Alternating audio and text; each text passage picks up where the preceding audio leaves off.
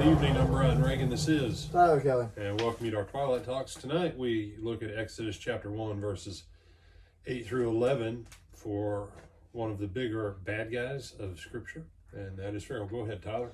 Now there arose a new king over Egypt who did not know Joseph. And he said to his people, Look, the people of the children of Israel are more and mightier than we.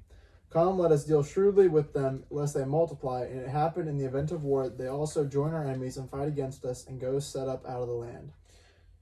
Keep on. Therefore they set taskmasters over them to afflict them with their burdens, and they built for Pharaoh supply cities, Pithom and Ramses. Or Ramses. Ramses, yeah. Okay.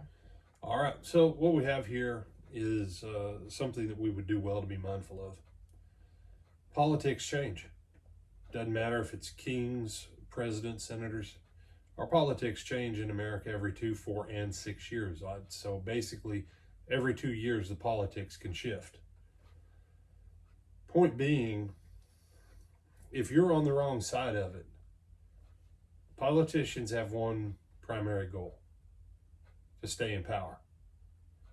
That's what Pharaoh's goal was. He had power, he wanted to stay in power. Solution: make sure that these people no longer have the power to come against us.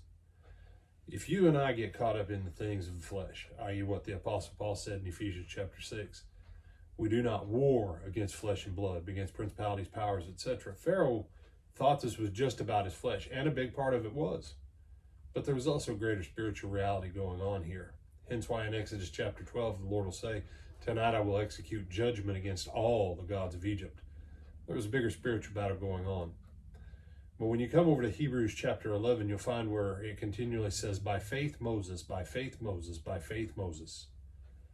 And so the deliverance of Israel didn't come by political alliances or anything like that. Now, that's not to say we shouldn't be mindful of what we do in the political realm in America, especially since we have a participative government in a sense.